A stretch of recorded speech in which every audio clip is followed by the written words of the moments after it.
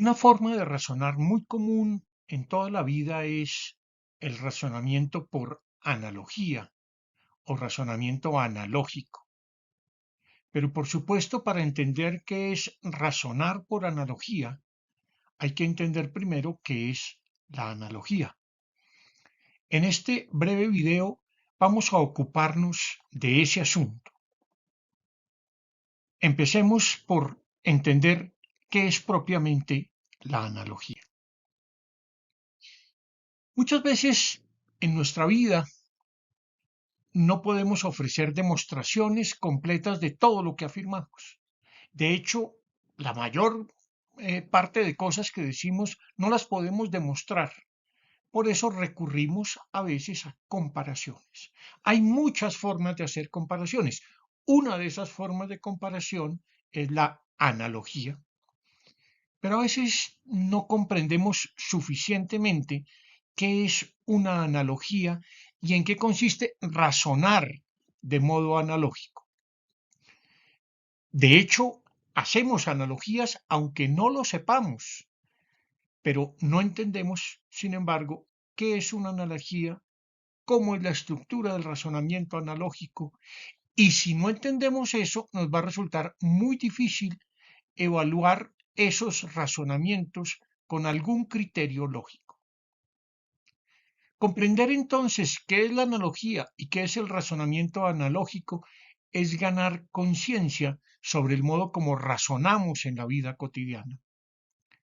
Hacer buenas analogías, tener criterios para evaluar las analogías que hacemos, son habilidades esenciales en orden a que nuestras conversaciones cotidianas sean mucho más ordenadas y mucho más comprensivas, e igualmente a que nuestras discusiones sean mejores. Voy a ofrecer entonces algunas ideas generales que nos ayuden a clarificar los puntos que acabo de mencionar. Lo haré en 3 videos. En este primer video voy a centrarme en el concepto de analogía para que entendamos cómo llegar al razonamiento analógico. En un video posterior voy a intentar explicar cómo es la estructura del razonamiento analógico. Finalmente, en un tercer video voy a hacer algunas anotaciones generales sobre cómo y de qué manera podemos evaluar las analogías que utilizamos y hacer mucho mejores nuestros razonamientos analógicos. Comencemos. ¿Qué es una analogía? En un sentido amplio podemos decir lo siguiente. Una analogía es una relación de semejanza que se puede hacer entre dos cosas que son distintas, aunque puedan tener algunos elementos comunes e incluso puedan tener un parecido estructural. Yo puedo, por ejemplo, hacer una analogía entre el fútbol y la política. Son dos cosas completamente diferentes, pero hay ciertas semejanzas. En la política y en el fútbol hay equipos. En uno se llaman partidos políticos, en la otra se llaman equipos de fútbol. Los dos son modos de competencia. Bueno, hay una serie de semejanzas entre ellos, aunque sean muy diferentes. Vamos a poner otro ejemplo de la política. Vamos a suponer que decimos que el gobierno colombiano y el norteamericano son semejantes. De hecho, sabemos que son dos gobiernos muy distintos porque pertenecen a dos países muy diferentes. Sin embargo, se parecen en algunas cosas. Por ejemplo, tanto los Estados Unidos como Colombia tienen un presidente y un parlamento bicameral. Muy bien, encontrar semejanzas y relaciones de semejanza entre dos cosas es hacer analogías. Una analogía es una forma de comparación que se basa en el establecimiento de semejanzas. Pero, ¿de qué tipo de semejanzas? De cualquier semejanza. Para entender mejor esto, voy a proponer estas 3 afirmaciones, para que veamos los modos distintos en que podemos comparar y relacionar dos términos. Yo puedo decir, por ejemplo, que Jorge tiene la cara como la de una rata. O puedo decir que Jorge se parece a una rata. O puedo decir que Jorge es una rata. Parecen afirmaciones semejantes y sin embargo son enteramente diferentes. Veamos por qué. En los dos casos estamos comparando lo mismo, a Jorge y a una rata. Sin embargo, lo que decimos en cada caso es muy distinto. En el primer caso comparamos las dos cosas, Jorge y la rata, en un aspecto particular, la forma de su cara. En el segundo caso, señalamos una semejanza de conjunto entre los dos. Decimos que Jorge se parece a una rata, es como una rata, y no especificamos en qué se parecen, pero entonces estamos dejando sugerido que se parecen incluso en muchos aspectos, incluso que se parecen en todo. Es decir, que no solo se parecen en un aspecto particular, sino que se parecen estructuralmente. En el tercer caso, cuando digo que Jorge es una rata, voy todavía más allá. No solo señalo relaciones de semejanza, sino de identidad. Pues al decir que Jorge es una rata, no estoy diciendo que se parezca en algo o en todo a una rata, sino que estoy diciendo que es igual a una rata, que actúa de forma parecida, que tiene una cara, que es una rata, que se identifica con una rata. Eso tiene un sentido, sin duda, fundamentalmente metafórico. Entonces, en el primer caso que tenemos, una comparación simple, un símil o similitud o semejanza. En el segundo tenemos una comparación estructural. La semejanza entre Jorge y la rata es una semejanza estructural. Eso es propiamente una analogía.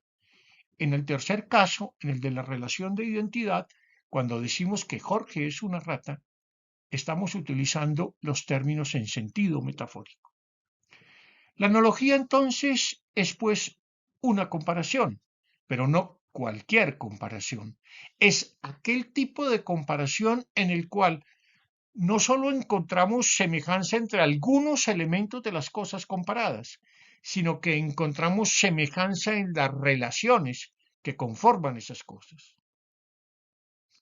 Como lo dijimos antes, en una analogía captamos una semejanza estructural entre dos cosas. Es decir, si toda analogía es una comparación, ello no quiere decir que toda comparación sea una analogía. De hecho, hay muchas formas de comparar que no constituyen analogías.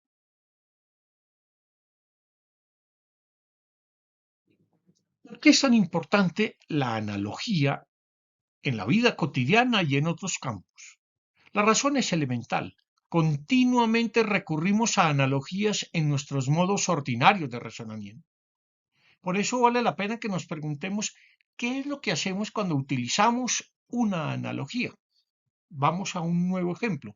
Supongamos que vamos a salir de viaje y alguien nos dice que la aduana de Bogotá es como la de Cartagena. ¿Qué nos está diciendo? Supongamos que sabemos que la aduana de Cartagena es sumamente permisiva con los viajeros y que ni siquiera se toman la molestia de revisar sus equipajes.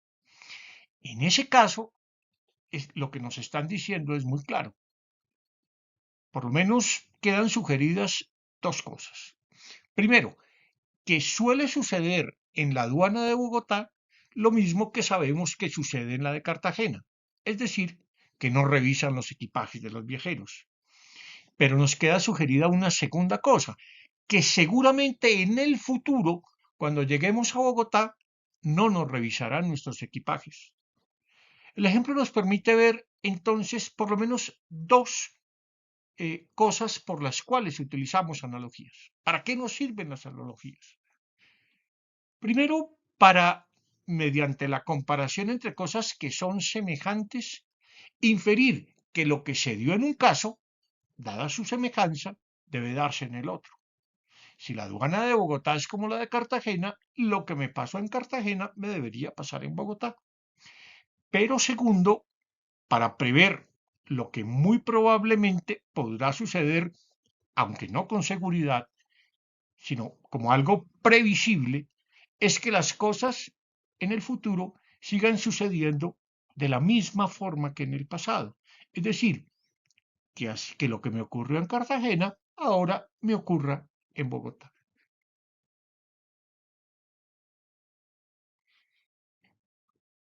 El análisis que acabamos de hacer nos muestra claramente por qué las analogías son importantes en la vida cotidiana.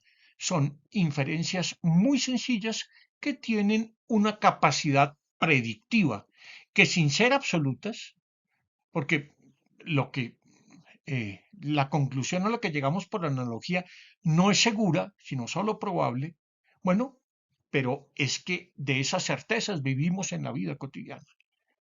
No necesitamos que lo que inferimos sea absolutamente necesario y seguro, sino que tenga un buen nivel de probabilidad.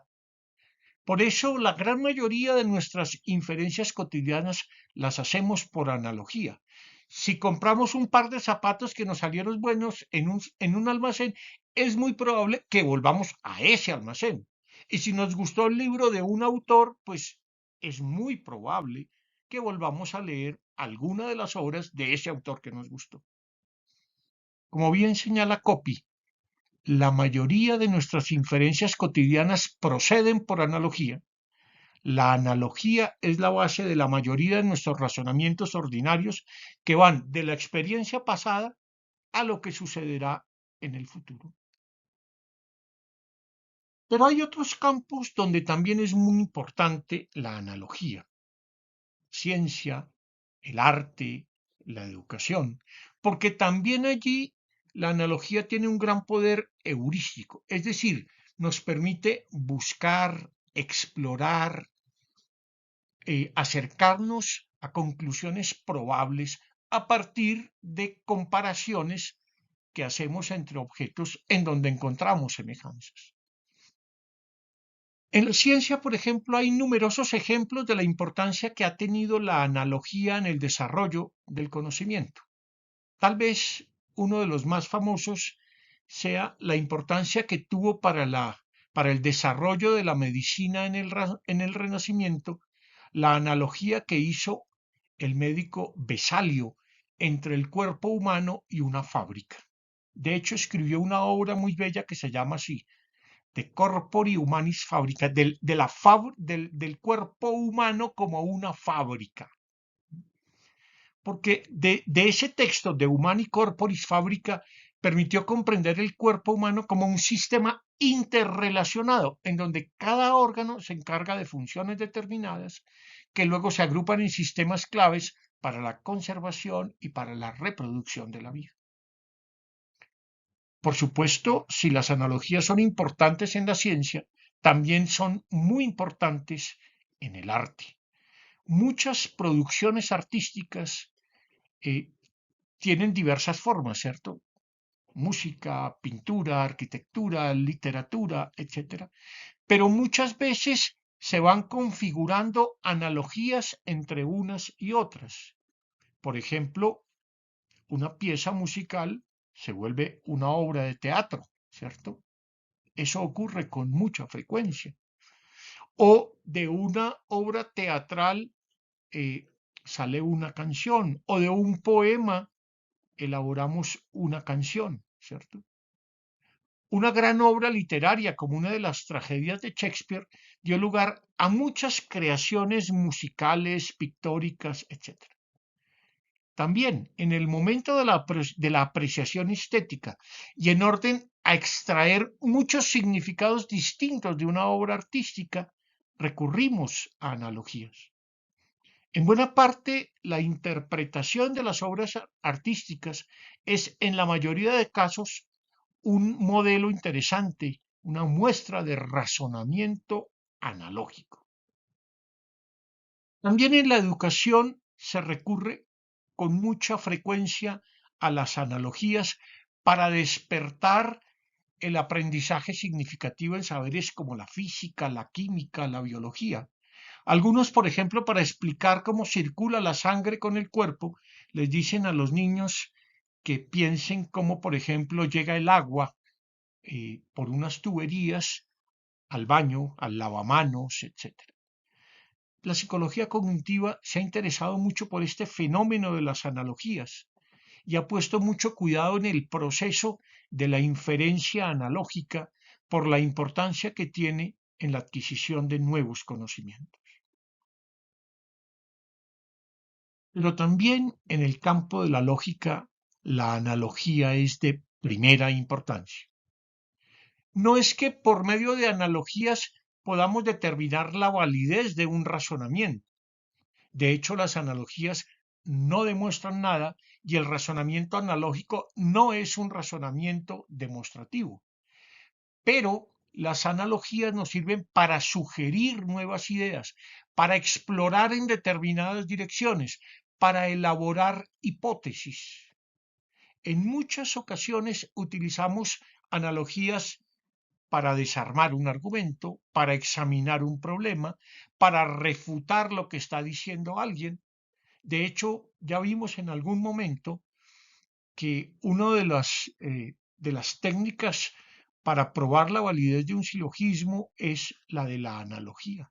Intercambiar los términos más complejos por términos más sencillos, donde se ve mejor la conexión entre los términos mayor, menor y medio de un silogismo. Vamos a suponer, por ejemplo, de momento que alguien nos dice que él es una persona creativa, porque todos los artistas son creativos. ¿Qué nos está sugiriendo implícitamente? Que él es un artista y por tanto debe ser creativo. Eso podríamos exponerlo como un silogismo. Todos los artistas son creativos, yo soy artista, luego yo soy creativo. Ese argumento, puesto así, es claramente válido y en principio presentado de esa manera no habría ninguna razón para objetarlo desde un punto de vista lógico. Es un silogismo válido. Muy bien, pero vamos a suponer que yo conozco a esa persona y no pienso precisamente que sea muy creativo, que lo que hace tenga mayor valor artístico. ¿Cómo podría refutarlo o por lo menos debilitar ese argumento?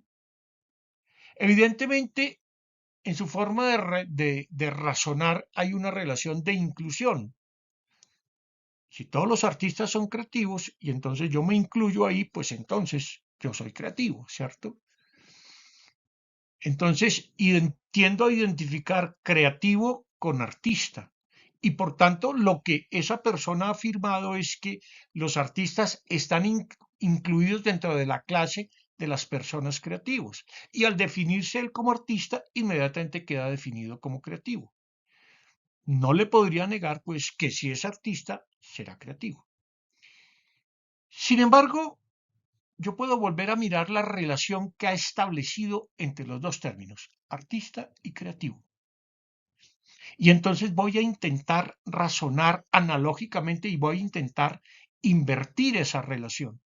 Es cierto, todos los artistas son creativos, pero ¿se sigue de allí que todas las personas creativas son artistas? No, no necesariamente.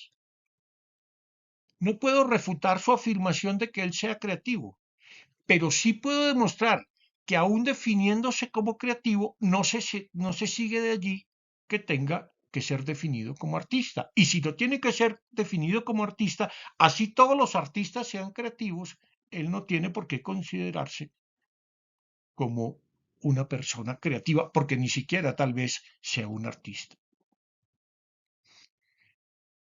Lo que se puede cuestionar no es propiamente la conclusión, que es formalmente correcta, como veíamos en el silogismo, pero sí, por medio del análisis de las relaciones existentes entre los dos términos de la comparación, artistas y creativos, el presupuesto en que se funda todo ese razonamiento, que él es un artista.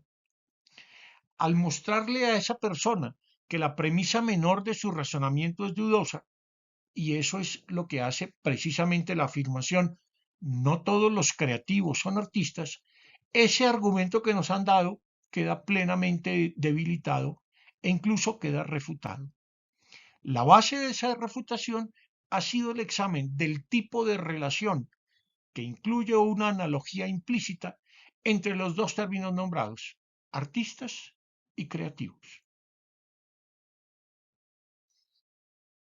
Aquí hemos intentado, en la medida que nos es posible, clarificar qué es una analogía. Sin embargo, en nuestra vida ordinaria no solo hacemos algunas analogías, sino que hacemos de esas analogías la base de muchos razonamientos.